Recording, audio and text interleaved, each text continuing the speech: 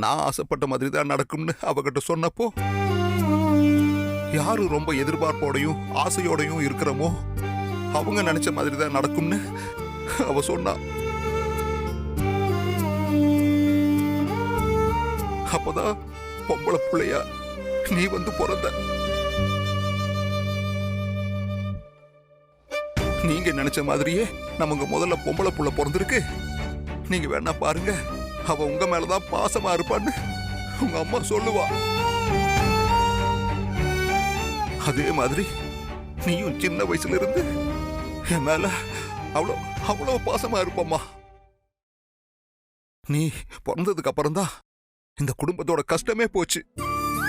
அது வரைக்கும் கோயில்ல சின்ன சின்னதா கச்சேரி பண்ணிட்டு இருந்த எங்களுக்கு நீ பிறந்ததுக்கு அப்புறம் தான் நிறைய நல்ல நல்ல வாய்ப்புகள்லாம் வர ஆரம்பிச்சது.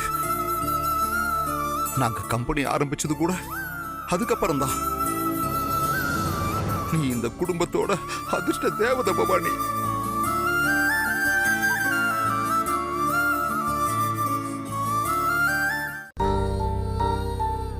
நீ பிறந்ததும் உன்னை என் கையில கொண்டு வந்து கொடுத்தப்போ எனக்கு எவ்வளவு சந்தோஷம் இருந்துச்சோ. அப்போ உன் மேல வச்ச பாசம் இப்ப வரைக்கும் மாறலம்மா. அது என்னைக்கும் மாறவும் மாறாது. அப்படிப்பட்ட என்ன பார்த்தா நான் போலியா இருக்கேன், நடிக்கிறேன்னு நீ சொல்ற?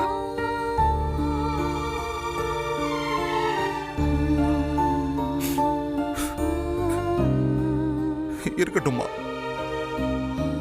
இருக்கட்டும். ஆனா ஒன்னு சொல்றேன், என்னோட கடைசி மூச்சு நிக்கிற வரைக்கும் என் பிள்ளைங்க யாரு மேலையும் எனக்கு பாசம் குறையாது. பாசம் குறையாதும்மா.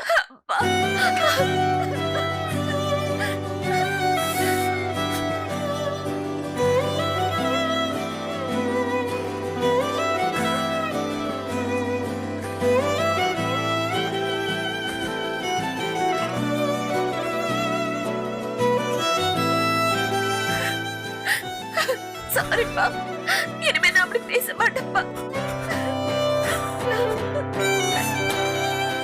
பவானி, இனிமே நீ வீட்டை விட்டு போறேன்னு சொல்றதோ, அப்பா கிட்ட பேசாம இருக்கிறதோ, இந்த மாதிரி நீ எதுவும் பண்ணக்கூடாதுடா.